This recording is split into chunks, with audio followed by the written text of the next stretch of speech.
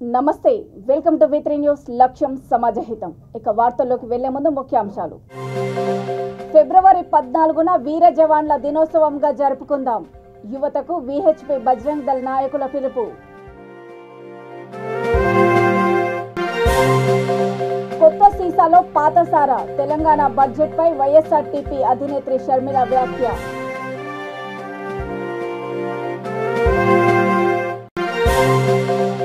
ACB వలలో చిన్న Shankarampet revenue inspector రైతు వద్ద 1 లక్ష లంచం తీసుకుంటూ పట్టుబడిన వైనం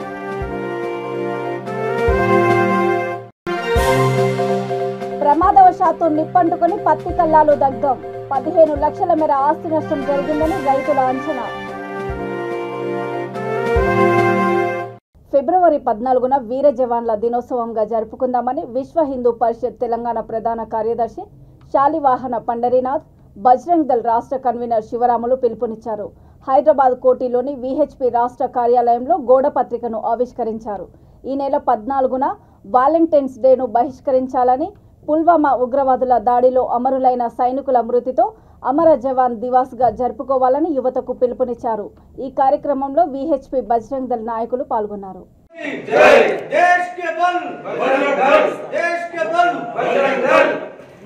జై శ్రీరామ్ జై శ్రీరామ్ జై శ్రీరామ్ జై శ్రీరామ్ జై శ్రీరామ్ జై శ్రీరామ్ సంఘటనలు జరుగుతున్నటువంటి విషయాలు మనకు కనిపించాయి. నిన్ననే కర్ణాటక, రాజస్థాన్ లో దేశం కోసం పనిచేసి ఫైర్ చేసి చంపడం అనేటటువంటిది ఇది ఎక్కడి సంస్కృతి? ఈ యొక్క పద్ధతి ఏమిటి? అంటే ఈ దేశంలో దేశం కోసం, ధర్మం కోసం పనిచేయడం అన్యాయమా, అధర్మమా? కాబట్టి అట్లా చేస్తున్నటువంటి వ్యక్తులను టార్గెట్ గా చేసి ఈ తీవ్రవాదం అనేక రూపాలు సంచరించుకొని పేర్లు అనేకమైనటువంటి పేర్లను తీసుకొని ISI ఒకప్పుడు ఉంటే మరి దాని PFI అని దాంట్లో ఇంకా అనేక రకాల పేర్లతో ఈ తీవ్రవాదం అనేటటువంటి కొనసాగుతున్నది. ఎక్కడికక్కడ ఈ దేశం ధర్మం కోసం పనిచేస్తున్నటువంటి యువకులు, వీరుల పైన ఈ యొక్క దాడులు చేస్తున్నటువంటి విషయాన్ని విశ్వ హిందూ పరిషత్ ఖండిస్తున్నది. ఫిబ్రవరి 14 నాడు అమర జవాన్ దివస్ గా మనము ఈ కార్యక్రమాన్ని అందరం కూడా చేసుకున్నాం అని కొన్ని విదేశీ శక్తులు ముఠా యొక్క మాఫియా ఇక్కడ మొదలై యువతను చెడగొట్టి ఆయన చాలా గొప్పవాడని చిత్రీకరిస్తూ ఉన్నారు.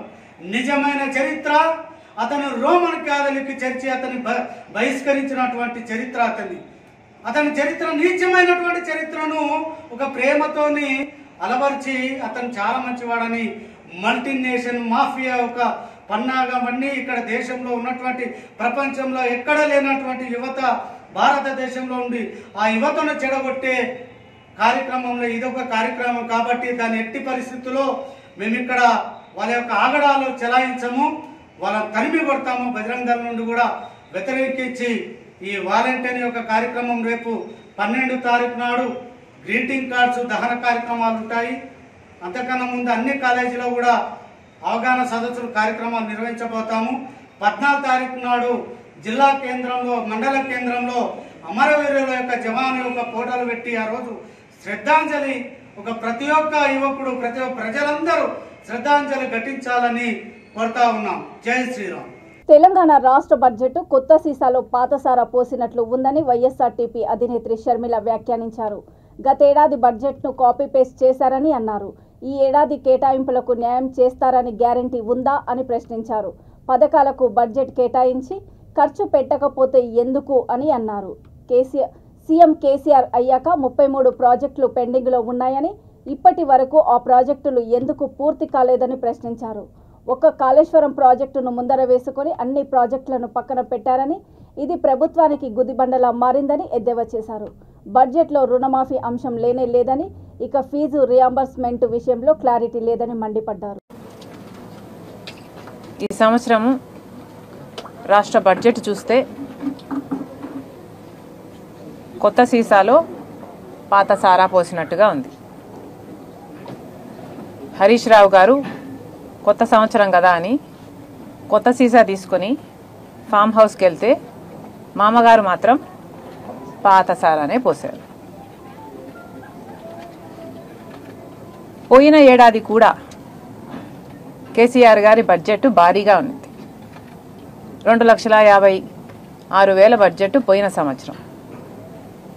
సంవత్సరం మీరు చేసిన అలొకేషన్స్లో ఏమాత్రం స్పెండింగ్ చేశారో ముందు అక్కడి నుంచి మొదలు పెట్టాలి కేసీఆర్ సార్. ముందు తెలంగాణ ప్రజలకు పోయిన ఏడాది బడ్జెట్ అలొకేషన్ ఏమిటి, స్పెండింగ్ ఏమిటి, ముందు తెలంగాణ ప్రజలకు సమాధానం చెప్పండి. పోయిన సంవత్సరం కూడా డబుల్ బెడ్రూమ్ ఇళ్ల కోసం 12,000 కేటాయించడం జరిగింది. దళిత బంధువు కింద 17,700 కోట్లు కేటాయించడం జరిగింది. ఇలాంటివి ఎన్నో కేటాయించి పోయిన సంవత్సరం అలాట్మెంట్కి, స్పెండింగ్కి, అలొకేషన్కి, స్పెండింగ్కి అసలు పొంతనే లేకుండా ఉంది. మరి ఈ సంవత్సరం మళ్ళీ అదే ఫిగర్లు, అదే సారా పోసినట్టుగా ఉంది. ఏ మార్పు లేదు, కట్ అండ్ పేస్ట్ చేసినట్టుగా ఉంది బడ్జెట్. మరి పోయిన సంవత్సరం మీ అలొకేషన్స్కి, స్పెండింగ్కి పొంతన లేకపోతే ఈ సంవత్సరం మాత్రం మీ అలొకేషన్స్కి స్పెండ్ చేస్తారు అన్న గ్యారంటీ ఏముంది? మీరు అలొకేట్ చేసినంత మీరు స్పెండింగ్ చేయకపోతే ఇక బడ్జెట్ శాంక్టిటీ ఏముంది? ఇక బడ్జెట్ ఎందుకు ప్రవేశపెడుతున్నట్టు మీరు? ఇక మీ ఇష్టం వచ్చినట్టు అలొకేషన్కి, స్పెండింగ్కి అసలు సంబంధం లేకుండానే మీ ఇష్టం వచ్చినట్లు మీరు బడ్జెట్లో ఖర్చు పెట్టుకుంటూ పోతుంటే ఇక ఈ బడ్జెట్ వేస్ట్ పేపర్ కాకపోతే ఏమవుతుంది? చెత్తబుట్టలో పడేయడానికి తప్పితే ఈ బడ్జెట్ దేనికి తరమవుతుందో కేసీఆర్ గారు సమాధానం చెప్పాలి తెలంగాణ ప్రజలకు. ఇప్పటికిప్పుడు కేసీఆర్ గారు 8.5 సంవత్సరాలుగా ముఖ్యమంత్రిగా ఉన్నారు. ఈ 8.5 సంవత్సరాలలో కేసీఆర్ గారు ఎన్ని వాగ్దానాలు ఇచ్చారు, మేనిఫెస్టోలో ఎన్ని మాటలు, ఎన్ని హామీలు ఇచ్చారు, ఏ మాత్రం నిలబెట్టుకున్నారు? ఒక ముఖ్యమంత్రి అన్నాక ఇచ్చిన మాటకు విలువ ఉండనవసరం లేదా? మాటకు విలువ ఇయ్యని వాడు ఇక ఆ మనిషికి ఏ గౌరవం ఉంటుంది? ఆయన ఇచ్చే మాటకు మాత్రం ఏ విలువ ఉంటుంది? ముఖ్యమంత్రిలో హోదాలో ఉండి కూడా మెదక్ జిల్లా చిన్నశంకరంపేట రెవెన్యూ ఇన్స్పెక్టర్ శ్రీహరి భూ సమస్యను పరిష్కరించేందుకు రైతు వద్ద ₹1,00,000 లంచం తీసుకుంటూ ఏసీబీ అధికారులకు అడ్డంగా దొరికిపోయాడు. సంగాయపల్లికి చెందిన శ్రీనివాస్ అనే రైతుకు చెందిన సర్వే నెంబర్ 1313లోని 22 గుంటల భూమిని పాత పాసుబుక్కుల నుండి కొత్త పాస్ పుస్తకంలోకి నమోదు చేయడానికి ₹2,00,000 ఆర్ఐ డిమాండ్ చేశారు. వీఆర్ఏ సురేష్ బాబు సహాయంతో ఆ సొమ్మును రైతు నుండి తీసుకుంటూ ఉండగా ఏసీబీ డీఎస్పీ ఆనంద్ కుమార్కు దొరికిపోయాడు. Revenue inspector Srihari VRA Suresh బాబుపై కేసు నమోదు చేసినట్లు ఏసీబీ డీఎస్పీ మీడియాకు తెలిపారు.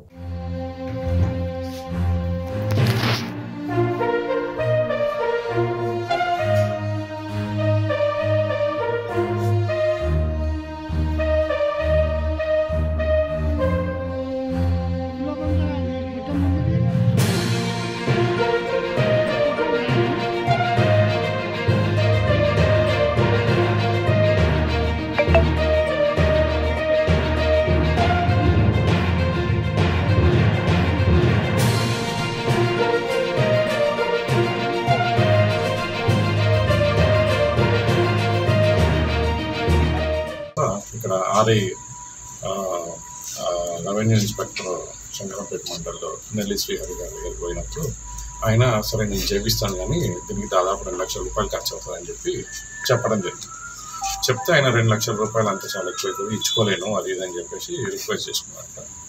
రిక్వెస్ట్ చేసుకోవడం కాకుండా దాంట్లో ఆయన ఏమనంటే ఆల్రెడీ నేను ఒక ల్యాండ్ కొనుక్కున్నాను, నీ ల్యాండ్ పక్కనే అడ్జసెంట్లో నా ల్యాండ్ ఉన్నది, అది 18 గజాల భూమి ఉంది. దాంట్లో ఆ 18 గజాల భూమి ఎట్లయినా నాకు అవసరము, దాదాపు నాకు అబ్జర్వ్లోనే ఉన్నట్టున్నది. అది ఆ 18 గజాల భూమి యొక్క వాల్యూ ఎంత అవుతుందో ఆ వాల్యూ తీసేసి ₹2,00,000 మిగతాది నాకు ఇచ్చేసి నేను చేపిస్తాను పని అని చెప్పి అంటే ఆయన సార్ నా దగ్గర అంత డబ్బులు లేవు, ఇప్పుడు నేను చేయలేను అది ఇది అని అంటే రిక్వెస్ట్ చేశాక సరే నేను ఫస్ట్ పని చేపిస్తాను, దాని తర్వాత డబ్బులు ఇవ్వమని చెప్పాడు. అట్లాగే కొన్ని రోజులు అయిన తర్వాత పని జరిగింది. 22 గుంటల భూమి ఆయన యొక్క పట్టా పాస్బుక్లో యాడ్ అవ్వడం జరిగింది. అంటే 6/6లో రిప్రింట్ అయింది. పట్టా పాస్బుక్ కూడా ఇష్యూ అవుతుంది. తెలిసింది మనకి ఇట్లా 22 గుంటలు అలా యాడ్ అవ్వడం జరిగిందని 6/6 ప్రకారం అని కంప్లైంట్కి తెలిసింది. తెలిసిన తర్వాత కంప్లైంట్ సైలెంట్ ఉన్నాడు కానీ మళ్ళీ ఇతను తెలిసిన వాళ్ళ ద్వారా అతను డైరెక్ట్గా ఫోన్ చేయడం ద్వారా ఇది మళ్ళీ ఈయనని అరెస్ట్ చేయడం మొదలుపెట్టినాడు, డబ్బులు ఇచ్చేసామని చెప్పేసి.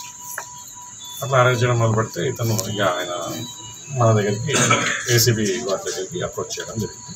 ఏసీబీ వాళ్ళు ఆయన రిటర్న్ కంప్లైంట్ తీసుకున్న తర్వాత ఇన్వెస్టిగేషన్లో ఉన్నప్పుడు అతన్ని పంపిస్తే అతను క్లియర్గా ఇంకొకసారి రిక్వెస్ట్ చెయ్యి అసలు ఏంది అని చెప్తే అతను రిక్వెస్ట్ చేసినప్పుడు 2 లక్షల నుంచి 1 లక్ష రూపాయలకి తగ్గించాడు. అంటే ఆ భూమికి సంబంధించిన డబ్బులు ఏదైతున్నాయో అవి కాకుండా 1 లక్ష రూపాయలు ఇస్తే సరిపోతుంది అన్నట్టు చెప్తే ఆ 1 లక్ష రూపాయలని అతను అరేంజ్ చేసుకొని ఈరోజు మా దగ్గరకు వచ్చినప్పుడు మేము ఏసీబీ టీం మొత్తం మా ఇన్స్పెక్టర్స్ స్టాఫ్ అందరం కలిసేసి ఇక్కడ ఈరోజు వచ్చినప్పుడు అతను నెల్లి శ్రీహరి ఇక్కడ తలారి అని ఒక బీఆర్ఏగా ఉన్నారు, సురేష్ అని చెప్పి సురేష్ బాబు అని ఒక బీఆర్ఏగా ఉన్నారు. ఆయన చెన్నంపేటలో బీఆర్ఏ. ఆయన సహాయం తీసుకొని కంప్లైంట్ని బయటికి రా అని చెప్పేసి అంటే కంప్లైంట్ బయటికి పోతున్నప్పుడు బయట ఒక రోడ్డు మీద ఆగి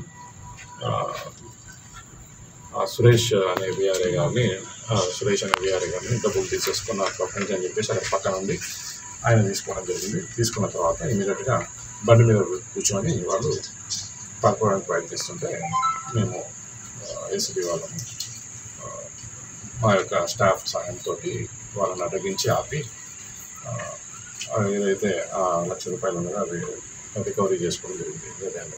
సంగారెడ్డి జిల్లా న్యాలకల్ మండలం చినిగేపల్లిలో నిల్వ చేసిన పత్తి కల్లాలకు ప్రమాదవశాత్తు నిప్పంటుకుని దగ్ధమయ్యాయి.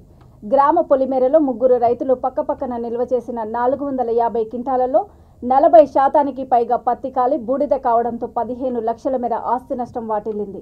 పత్తి కుప్పగా పోసిన కల్లాల మీదుగా విద్యుత్ తీగలు ఉండడంతో నిప్పు రవ్వలు రాలిపడి ప్రమాదానికి కారణమైనట్లు రైతులు అనుమానిస్తున్నారు.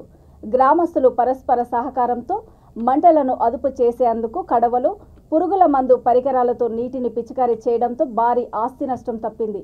జహీరాబాద్ నుంచి అగ్నిమాపక శకటం వచ్చినప్పటికీ అప్పటికి చాలా వరకు నష్టం వాటిల్లింది. పత్తి కుప్పలో సగానికి పైగా పత్తి రంగు మారి మసక బారడంతో రైతు కుటుంబాలు తీవ్రంగా నష్టపోయాయని కంటతడి పెట్టాయి. ప్రభుత్వం ఆదుకొని ఆర్థిక సహాయం అందచేయాలని బాధితులు కోరుతున్నారు.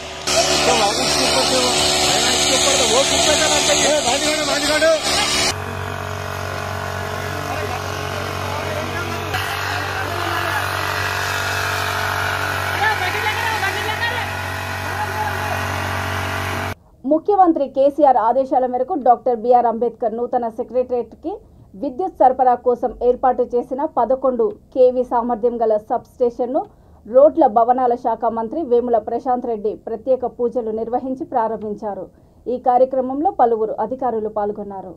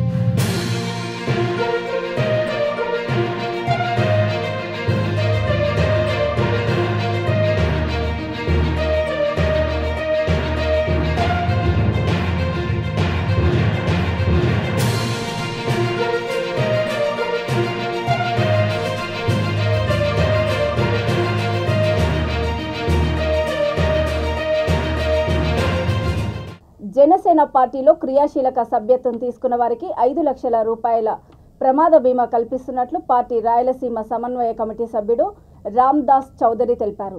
అన్నమయ్య జిల్లా మదనపల్లిలోని పార్టీ కార్యాలయంలో ఆయన విలేకరుల సమావేశంలో మాట్లాడుతూ కార్యకర్తలకు అండగా ఉండాలని జనసేనాని పవన్ కళ్యాణ్ ప్రమాద బీమా పాలసీ తీసుకువచ్చారని వెల్లడించారు. పార్టీ బలోపేతం చేయడానికి క్రియాశీలక కార్యకర్తల సభ్యత్వ కార్యక్రమం చేపడుతున్నట్లు తెలిపారు. ఈ నెల 10వ తేదీ నుండి 28వ తేదీ వరకు సభ్యత్వ నమోదు కార్యక్రమం నిర్వహిస్తామని తెలిపారు. రోజు ఈ ప్రెస్ మీట్ ముఖ్య ఉద్దేశం ఏమంటే ఈ నెల 10వ తారీఖు నుంచి 28వ తారీఖు వరకు జనసేన పార్టీ క్రియాశీలక సభ్యత్వం కార్యక్రమాలు 10వ తారీఖు మదనపల్లి పార్టీ కార్యాలయం నుంచి స్టార్ట్ చేస్తున్నాము. దానికి 20 నుంచి 30 మంది వాలంటీర్లు అన్న ఆల్రెడీ లిస్ట్ ఇవ్వడం జరిగింది. ఆ 30 మంది వాలంటీర్స్ మొత్తం మదనపల్లిలో ఉన్న మెగా అభిమానులు ప్లస్ జనసేన పార్టీ ఇంత దిగువలో చేసుకున్న సభ్యత్వాలు చేసుకున్న కార్యకర్తలు దాన్ని రెన్యువల్ చేసుకోవాలి. మళ్ళీ ఫ్రెష్గా కూడా కొత్తగా చేరే వాళ్ళు సార్ చాలా వేల మందిలో మాకు లాస్ట్ టైం కూడా టైం అయిపోయినా కూడా చాలా వేల మంది అడిగినారు, అయ్యో టైం అయిపోయిందని. కానీ ఈసారి ప్రతి ఒక్కరు గుర్తించుకోవాల్సింది ఏమంటే కరెక్ట్ ఫిబ్రవరి 28వ తారీఖే లాస్ట్, దాని తర్వాత ఎక్స్టెన్షన్ చేయబడదు. కాబట్టి ప్రతి ఒక్కరు కూడా ఈ విషయం గుర్తుపెట్టుకొని 10వ తారీఖు నుంచి 28వ తారీఖు రెన్యువల్ చేసుకోవాలా. కొత్త సభ్యత్వాలు కూడా ఈ 30 మంది వాలంటీర్లు కూడా చేస్తారు. ఒక్కో సభ్యత్వానికి 500 రూపాయలు డబ్బులు కట్టాల్సి వస్తారు ప్రతి కార్యకర్త కూడా. ఇది మన పవన్ కళ్యాణ్ గారు మన భద్రత కోసం చేస్తున్న బీమా. దీనికి ఆయన కూడా మనం అందరూ కలిసి 10 కోట్లు 500 లక్షలు 10 కోట్లు ఇస్తే ఆయన 10 కోట్లు మళ్ళా దీనికి డబ్బులు వేయాల్సి వస్తుంది. కాబట్టి ప్రతి కార్యకర్త కూడా దీన్ని ఉపయోగించుకొని మన జనసేన పార్టీని ముందుకు తీసుకెళ్లడానికి ప్రతి జనసైనికుడు తప్పక చేసుకొని ముందుండాలని ఈ సందర్భంగా కోరుతున్నాం. జగన్మోహన్ రెడ్డి అండ్ గ్యాంగ్ ఎందుకంటే రాజకీయంలో ఉన్నప్పుడు ఏదో విమర్శ చేయాలి. పవన్ కళ్యాణ్ గారి మీద ఏ అవినీతి ఆరోపణలు లేవు.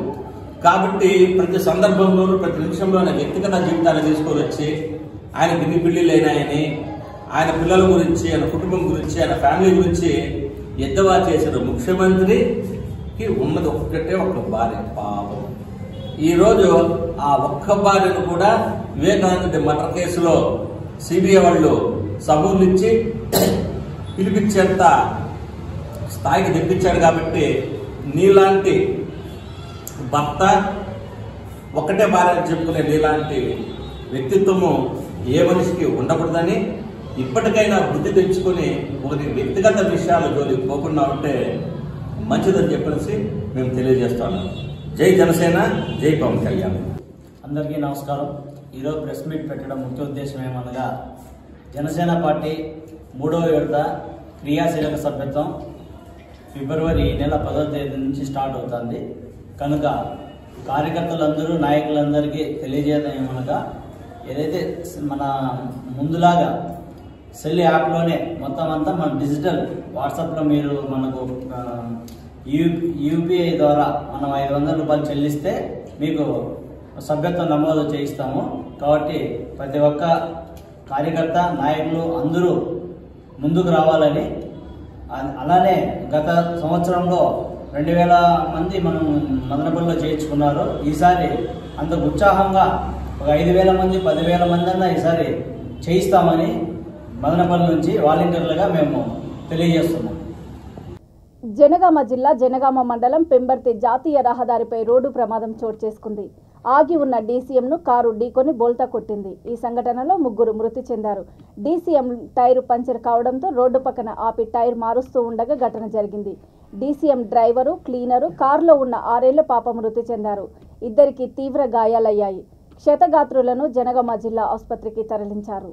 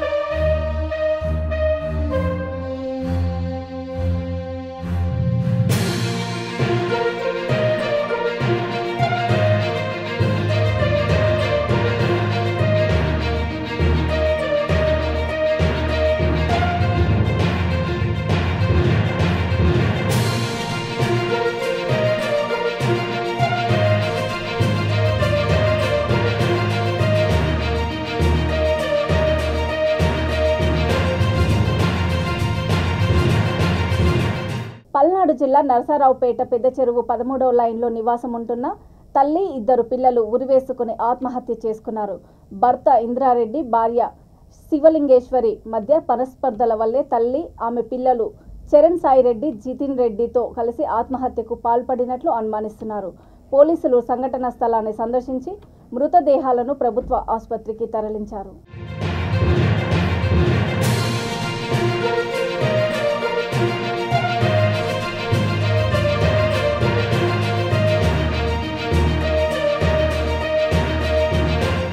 హైదరాబాద్ వనస్థలిపురం పోలీస్ స్టేషన్ పరిధిలోని ఎన్జీఓఎస్ కాలనీలో ఘోర ప్రమాదం తప్పింది. తెల్లవారుజామున కారు అతివేగంగా వచ్చి షాపులపైకి దూసుకువెళ్లింది. ఆ సమయంలో మార్నింగ్ వాక్ చేస్తున్న వారికి త్రుటిలో ప్రమాదం తప్పింది.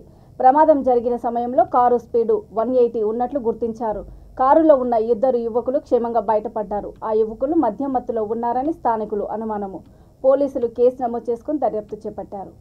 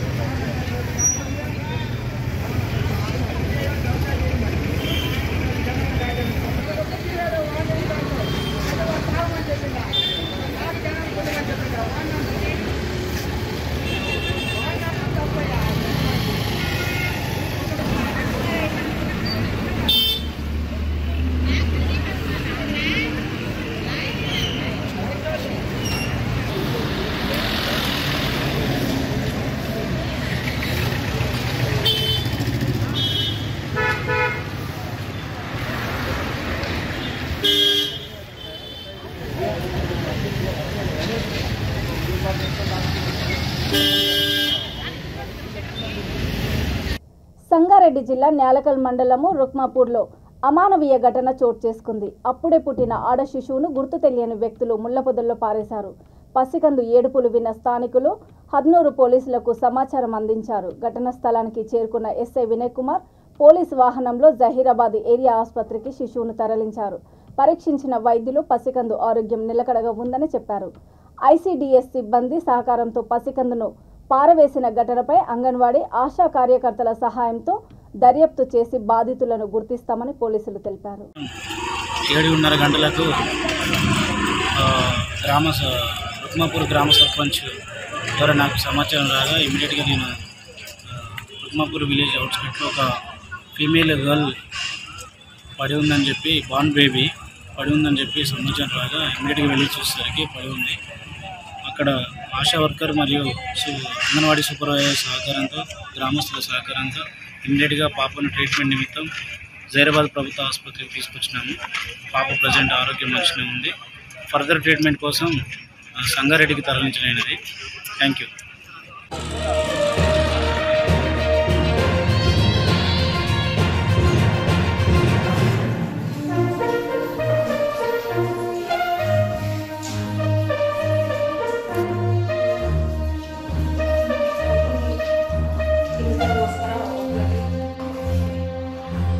ఓకే, మీరు చూడండి.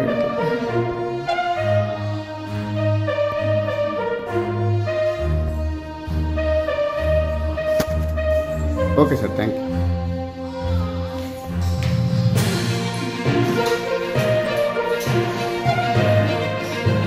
పొదరల్లో పడేసారా సార్ రోడ్డు పక్కన?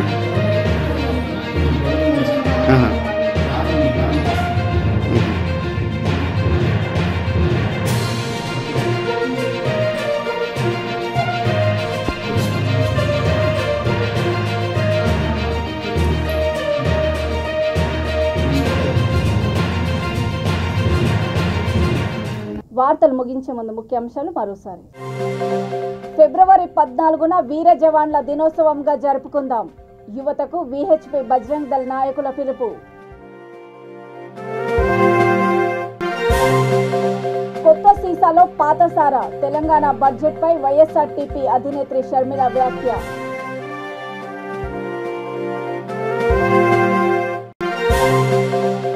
ఏసీబీ వలలో చిన్నశంకరంపేట రెవెన్యూ ఇన్స్పెక్టర్. రైతు వద్ద 1 లక్ష లంచం తీసుకుంటూ పట్టుబడిన వైనం.